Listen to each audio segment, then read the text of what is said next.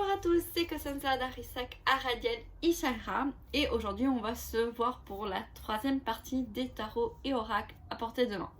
Petite truc, c'est la troisième fois que je fais cette vidéo. J'espère que ça va aller et il n'y aura aucun souci parce qu'à chaque fois il y a des bruits et tout et voilà. Donc j'espère que c'est la bonne. On dit souvent que la troisième c'est la bonne. Donc voilà. Donc aujourd'hui on va voir surtout tout ce qui est au niveau du surréalisme.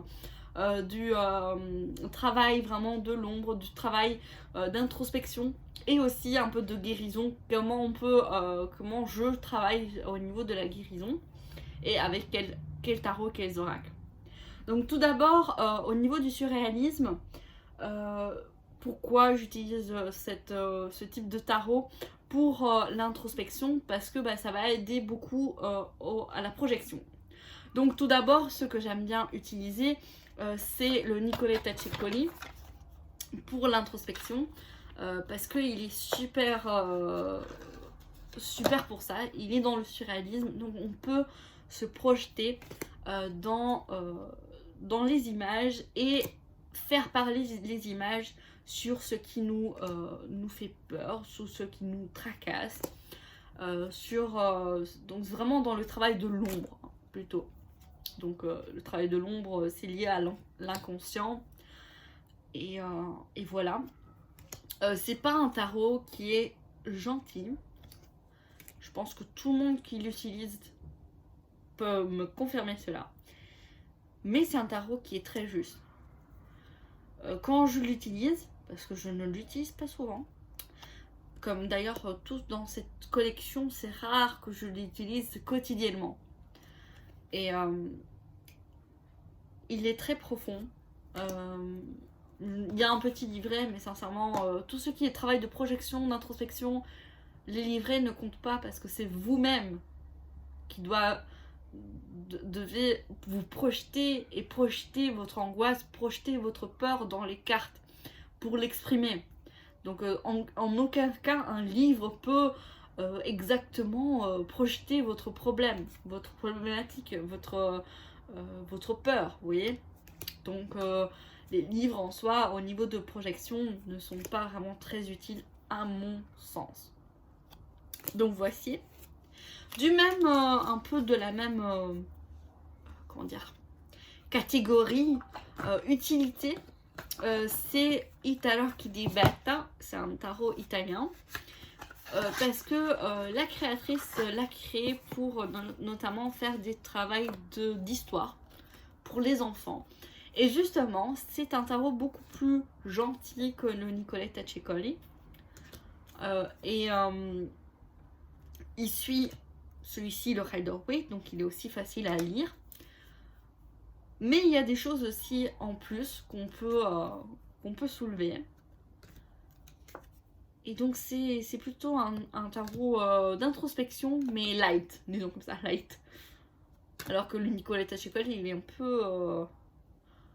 peu plus hard. Peut-être parce que justement, il ne suit pas sincèrement le Rider-Waite, et du coup, on peut aussi se détacher de la signification du tarot traditionnel. Et voilà. Peut-être. À voir. Qu'est-ce que vous en pensez? N'hésitez pas aussi de le dire en commentaire. Alors, pour aussi identifier, vous voyez, d'où vient le problème, celui-ci, c'est pas mal, le Ferenc Pinter Tarot. Et aussi, comme je disais dans la vidéo précédente, mais que j'ai dû supprimer parce que voilà, c'est que c'est aussi un tarot qui peut être propice au travail des vies antérieures, des ancêtres, mais qui est quand même, comme c'est cette image, un peu dans le surréalisme. Je connais pas vraiment ce peintre, Ferenc, mais voilà. Je sais pas exactement si c'est vraiment du surréaliste. Est-ce qu'ils disent quelque chose?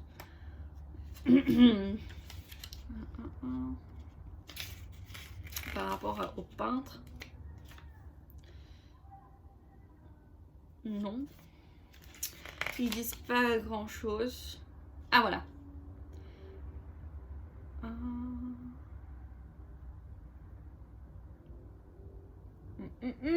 On va voir. Ils disent pas...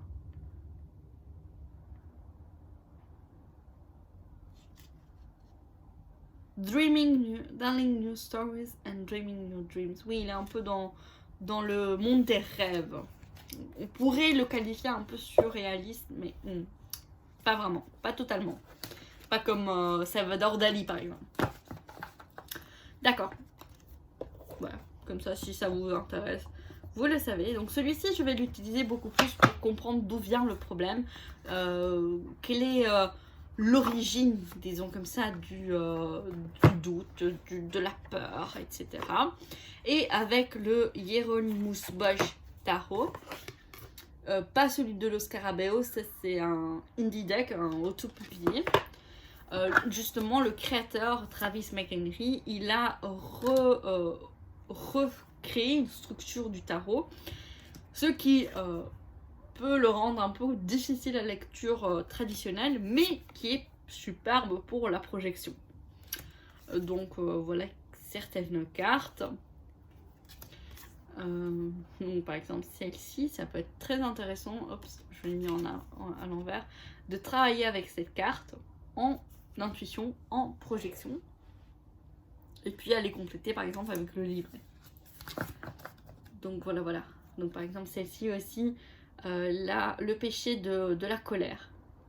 Comme j'ai fait tout à l'heure, c'est marrant ça. J'étais en colère avec ma mère parce qu'elle a commencé à parler hyper fort. Et du coup, je voulais pas non plus... déjà qu'il y a des bruits dehors. Ouais. Du coup, voilà. Comment on peut aussi travailler avec ces tarots surréalistes. Après aussi, ce que je fais comme travail, c'est d'introspection. C'est avec le monde donc, de Alice au pays des merveilles.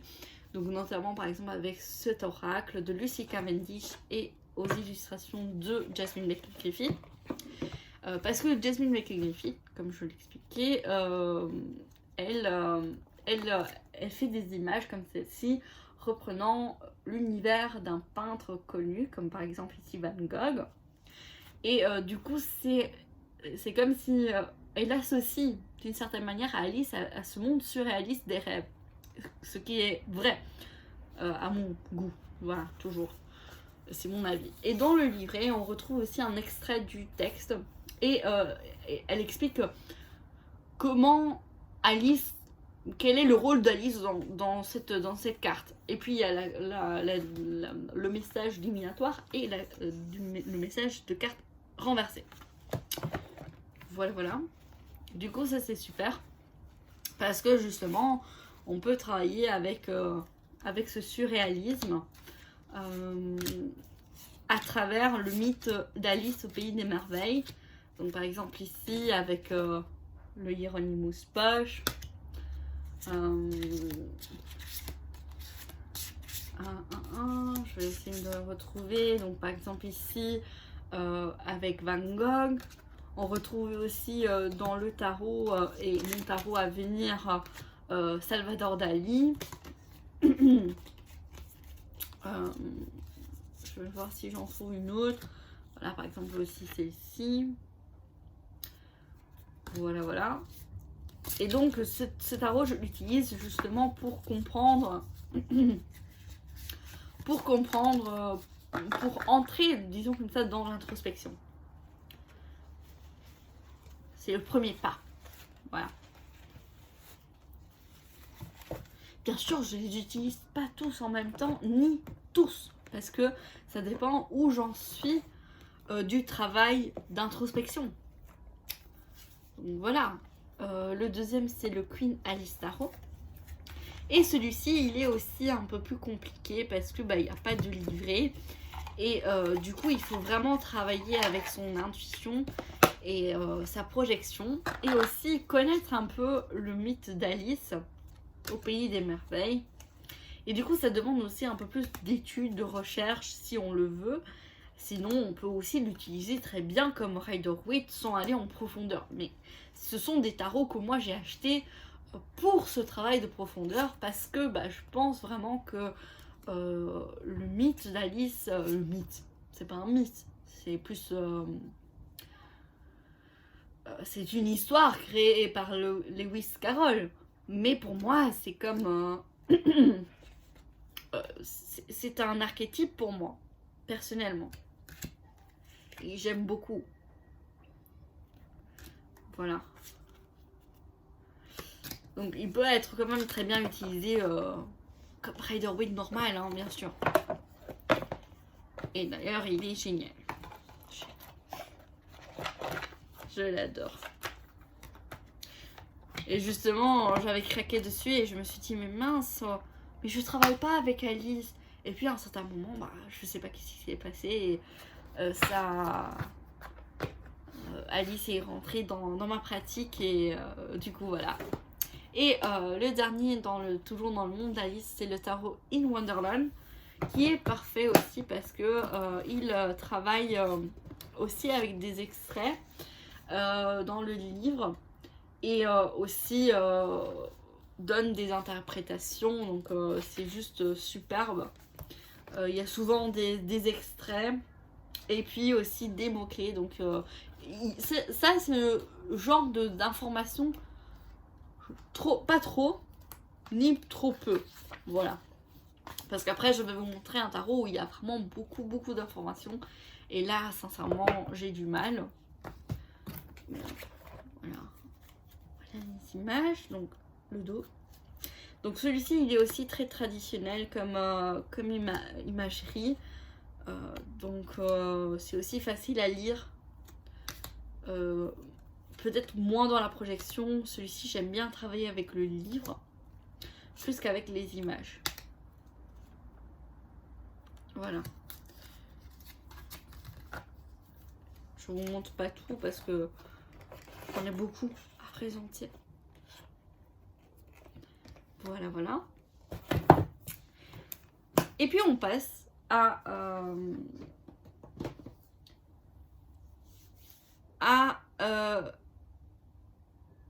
souvent quand j'utilise les tarots d'Alice, j'aime bien utiliser des tarots et des oracles liés aux vampires. Pourquoi? Parce que en fait pour moi avec Alice c'est vraiment la compréhension, l'introspection, et puis avec les vampires on peut comprendre et guérir ce qui se passe, comprendre le souci, comprendre le doute, comprendre la blessure, et puis aller dans l'étape successive, c'est d'accepter pour pouvoir après guérir. Et donc j'aime bien utiliser l'oracle des vampires de Lucy Cavendish et de Jasmine Lake-Griffith. Je vous montre quelques cartes. Le livre aussi est pas mal. Je vous montre rapidement pour chaque carte. D'ailleurs je pense que je vous l'ai déjà montré un peu. Donc voilà, on a les vampires qui parlent, la bénédiction, donc si la carte elle est en droit, et la malédiction si la carte elle est renversée, et aussi l'utilisation un peu magique, disons comme ça, de cette carte, de la carte. Donc voici le dos, les tranches et les magnifiques illustrations, si on aime bien sûr, de Jasmine Lake-Griffith. Donc voilà, ça aussi, celui-ci aussi, j'aime bien travailler avec l'image, avec le titre et les mots-clés ici, plus que le livre. Parce qu'après, lire trop, ça peut être aussi confus. Donc je préfère vraiment me centrer sur un certain travail. Donc par exemple, je travaille uniquement avec le livre, avec un certain deck. Je travaille uniquement avec les mots-clés ici, avec un autre. Je travaille uniquement avec les images, avec un autre. Vous voyez, pour ne pas me perdre, comme d'habitude. Comme je fais d'habitude. Donc voici. Et aussi, du coup, le tarot des vampires que j'ai en édition anglaise. Celui-ci, de Ian Daniels. Donc voilà par exemple un exemple de livre qui est bien trop fourni et que bah, je ne lis pas. Ou bien je lis juste une partie, donc vous voyez il y a des informations ici, il y a l'essence ici, il y a le message ici. Ça fait beaucoup de pages. Hop. On a les symboles et l'analyse ici. On a déjà 2 pages. 3 pages d'ailleurs. La partie ombre, il y a vraiment beaucoup trop. C'est trop. Mais c'est super intéressant. J'utilise souvent l'essence et le shadow pour le tarot des vampires. Et aussi, bien sûr, l'imagerie, qu'est-ce qu'elle va me faire ressentir. Donc, je l'utilise aussi beaucoup en intuitif. Donc les mineurs ne suivent pas vraiment le Rider-Waite. Par exemple ici, le 4 d'épée n'est pas vraiment traditionnel, mais on peut travailler avec. Qu'est-ce qu'elle nous fait ressentir? Genre ici, moi je ressens la tristesse, la nostalgie, manquer quelqu'un. Vous voyez? Donc voilà. N'hésitez pas à me dire, je vais vite parce que j'en ai beaucoup et je veux pas non plus faire une vidéo trop longue. Mais si vous voulez que je revienne sur certains de ces tarots, de ces oracles, notez-le moi en commentaire et je referai une vidéo spécifique à ce tarot, cet oracle, pour aller un peu plus en profondeur avec vous. Mais voilà, ici c'est vraiment une présentation rapide de tout, parce que sinon je vais y rester des heures et des heures. Un autre tarot que j'aime bien aussi, mais ça c'est plus hybride. Je l'utilise à la fois pour l'introspection, comprendre, et à la fois aussi une prépiste de guérison, de compréhension pour aller vers la guérison. C'est le Edgar Allan Poe Tarot. J'aime beaucoup aussi, j'ai aussi un livre avec reprenant certaines des œuvres de Edgar Allan Poe. Et c'est toujours intéressant, c'est un tarot que j'aimerais plus tard, quand j'aurai un peu plus de temps, de travailler vraiment avec les livres, avec les romans, pour les histoires plutôt, pour aller un peu en profondeur avec ce tarot. Donc ce qui est superbe, voici on retrouve les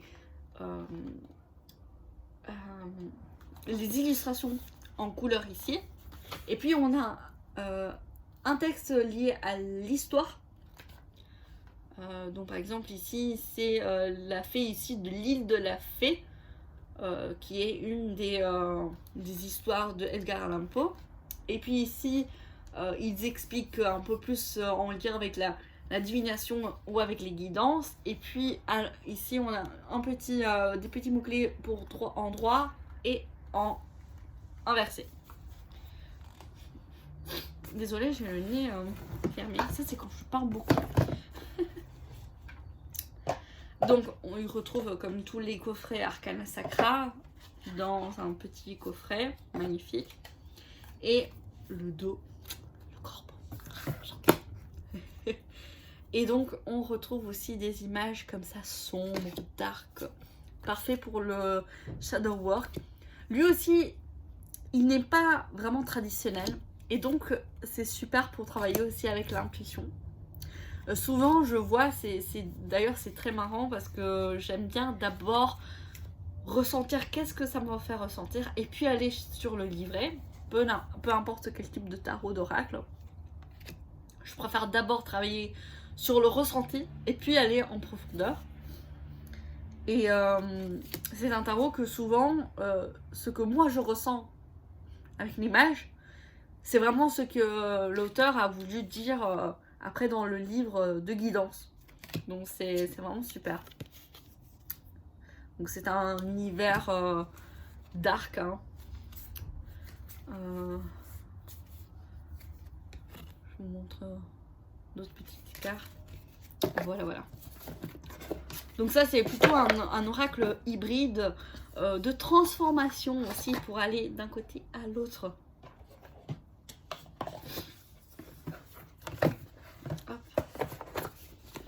Toujours dans cette idée d'hybride, se retrouve l'oracle de Métamorphe de Lucy Cavendish. Et moi j'ai la version anglaise, Blue Angel, donc américaine, donc avec ce dossier. Et celui-ci, j'adore travailler avec l'essence de ces métamorphes pour justement m'aider dans la transformation. Donc d'habitude, celui-ci, je l'utilise après celui du tarot, après que j'ai fait un travail de guérison en fait. Pour, ok, j'ai guéri, maintenant je vais où? Et donc, cette idée de transformation.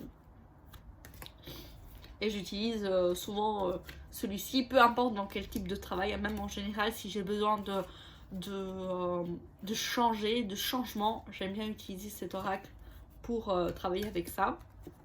Et souvent, j'utilise, je regarde vraiment les mots-clés ici.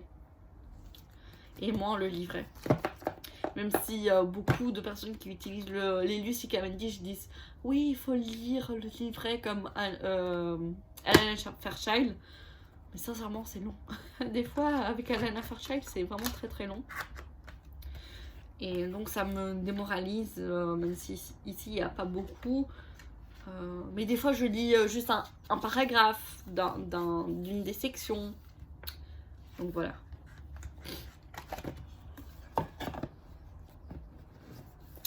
Puis, toujours dans cette idée de transformation de deux côtés, pas totalement introspection, pas totalement guérison, pas totalement, vous voyez, c'est le Oracle of Shadow and Light, donc des êtres de lumière et d'ombre de Lucy Cavendish, toujours.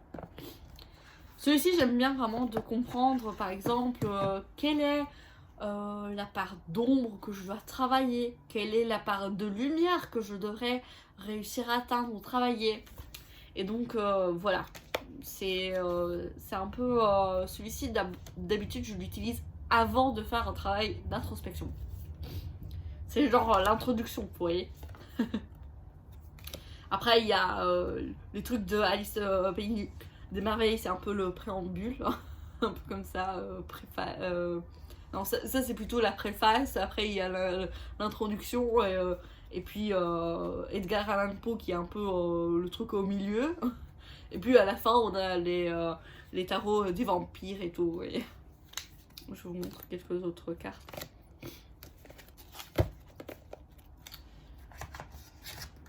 Et voilà. Et dans ce qui fait partie de cette partie surréaliste et introspectif, disons comme ça, il y a ces deux oracles, un oracle et un tarot. Donc celui-ci, l'oracle de conte de fées. Parce que, bah, comme vous avez vu avec aussi, il y a une carte qui a disparu, bref, je vais la reprendre après. Cet oracle, je l'utilise pas très souvent. Parce qu'il y a des contes que je connais pas. Et du coup, j'ai du mal à me connecter avec. Et du coup, voilà, tout simplement. Mais il fait partie quand même des oracles que quand j'ai utilisé, je les ai de temps en temps utilisés. Ça demande quand même un peu d'introspection. Mais je ne peux pas vous en dire plus parce que je l'utilise pas vraiment beaucoup. Donc voilà. Et puis il y a mon préféré. C'est le tarot Beautiful Creatures. Donc les créatures magnifiques. Belles créatures, je pense. En français. Donc ça c'est la première édition qui n'est plus éditée. Donc on a un gros livret.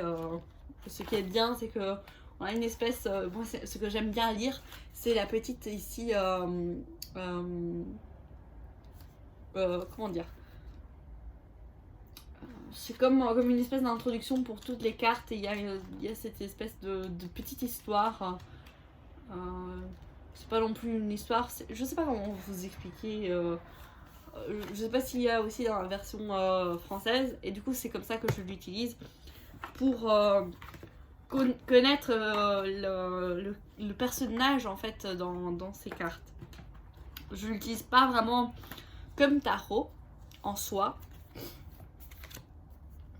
Donc voilà, certaines images. Et aussi, il n'est pas si facile à lire avec les mineurs. Mais je l'aime beaucoup.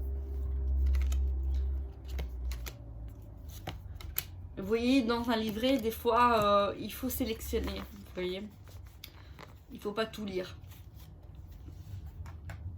Il faut pas. Moi, je lis pas en tout cas. Donc voilà, voilà.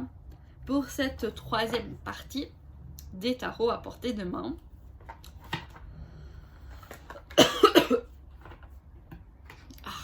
Désolée, mais quand je parle beaucoup, ça me fait super mal à la gorge. Et le lire. Voilà. Donc j'espère que cette troisième partie vous a plu. Je pense qu'il me reste encore 2 parties.